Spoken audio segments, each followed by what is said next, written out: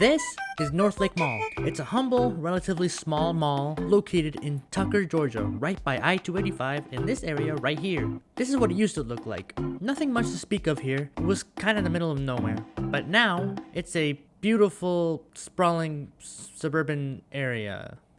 Yeah. Anyways, let's time travel back to October 6th, 1971. It's a beautiful day outside. Birds are singing, flowers are blooming. On days like these, you open a brand new 962,000 square foot mall full of stores, restaurants, and you guessed it, anchor tenants. Wait a minute, something's not right here. Let me fix that. There we go. Northlake opened up with only the best. JCPenney, Davison's? Yeah, so it turns out that Davison's is an Atlanta-based department store that was at one point bought out by Macy's. So any old Davison's stores that were in operation later became Macy's, as you see here. Back to what I was saying. And everyone's favorite, Sears! Well, actually, it's just my favorite. Not even for any good reason. I never actually bought anything there, but I'm just kind of obsessed with the vibe and the logo and the aesthetic. Anywho, according to reports, then Governor of Georgia Jimmy Carter presided over the ribbon cutting ceremony. I haven't actually been able to confirm this fact since there's very little about the grand opening of this mall, aside from this page of a newspaper showcasing the mall, and it's Sears! What a store! At this point, the mall looks a little bit like this. And here's the 2008 map for reference. Quite a bit different, ain't it? It had one less anchor slot and no food court. What the heck were they thinking back then? No food court in a mall? Crazy work. Thankfully, they later added the food garden, stacked with all of the favorites. One interesting thing to note, the food garden had a very peculiar entrance to JCPenney, and I presume it's because that JCPenney entrance was once outside prior to the addition of the food garden. Quite strange. I always thought it was weird. Speaking of JCPenney, this location had an auto center, which is not something I've ever been familiar with. A JCPenney with an auto center? Who do you think they are? Sears? But it does explain why this location's exterior looks so darn strange. I mean, just look at it. Like, what the heck is this? I was looking at it like the other day, and whenever I looked at it, I was so confused. It made no sense. But now it does, knowing that apparently it used to be an auto center right there. And the funny thing is, right in the parking lot of the mall was also a Sears auto center. So I guess if you really wanted your car to be worked on, this was the place to go. Fast forward to 1986, and the Davisons soon became a Macy's. But that's not the only anchor shift. That extra anchor slot? Yeah, that came along as a Parisian, a store I've never been to because it's way before my time. You see, this is an actual picture of me right around that same time.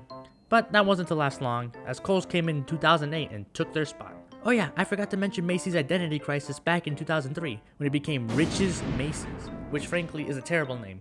Who says, yeah man, I'm gonna shop at Rich's Macy's? I mean, that's just straight up weird. Thank gosh they changed it back to Macy's. By this point, Northlake Mall was on a slow but steady decline. I've been to this mall many times as a child, and I recall it had some trouble keeping even the food court tenants. Most vividly, it used to have a Sbarro, and it disappeared one day, which made me sad because I really liked pizza. Then, there was trouble. But just before that, it seemed that Simon Property Group, who owned and managed the mall at this time, foresaw this trouble. Somehow, I guess, they have experts, and spun the mall off into a new real estate investment trust called Washington Prime Group, which by the way still exists. But that group then went ahead and sold the mall to ATR Corinth Partners in February of 2016. In that same year, Kohl's decided it had enough and said later losers, and left the mall and in its wake a huge anchor slot, which are notoriously hard to fill nowadays, to be frank with you.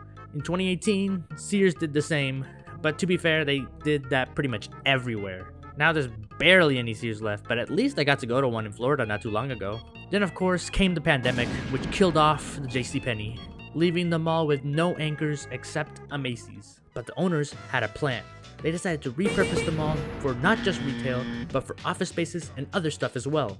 OMORI Healthcare came to the rescue in 2021 and not only took over the whole space that was once Sears, but also the space that used to be Kohl's. I haven't been able to find too many details on whatever deal went on here, but I think it's safe to say OMORI Healthcare had a ton of leverage here. OMORI's addition as an anchor came with a big effort to renovate the mall, and as such, a big portion of the mall got redesigned with a new, more minimalistic and modern aesthetic, with smooth white walls and pseudo-wooden flooring. They also got rid of the center fountain for some kind of weird looking stair thing for whatever reason. The renovation is definitely nice looking, but it kind of takes away from some of the mall's charm. The good news is that it seems that they have paused or significantly slowed the renovation, as almost the entire Macy's side of the mall is still exactly as it was. I'm not sure what happened there, but I guess they just decided, nah, for now.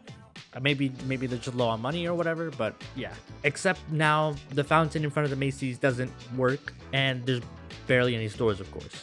I was at this mall just a few days ago, and I wanted to get some footage, but not even a minute after I walked in,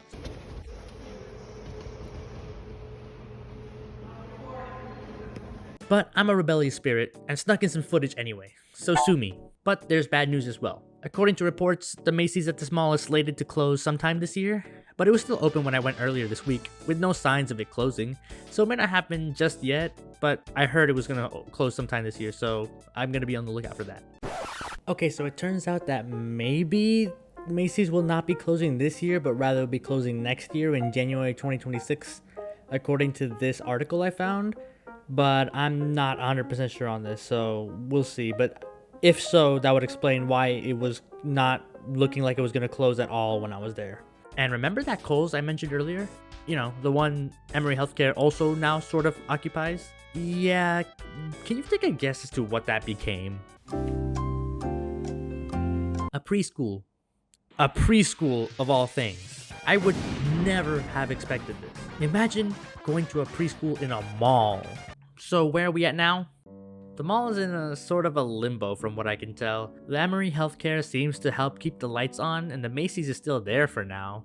And the food garden is, well, to say the least, pitiful. But at least it still has the Tokyo Express and the American Deli, both of which have been there for as long as I can freaking remember. There's barely anyone in the mall on a daily basis nowadays, and it just has a handful of smaller stores like a convenience store, and also this one place called Challenges, which seems to be like a sort of community-oriented video game, manga, anime, card playing type of place. I don't know anything about it besides the fact that Challenges used to be at North DeKalb Mall at some point, which is now demolished. But North DeKalb Mall is for another video. I am very curious to see where Northlake Mall goes from here, and I hope it can stick around for a while longer. But thanks for watching. Now I'm gonna demolish some food like they did to North DeKalb. Bye.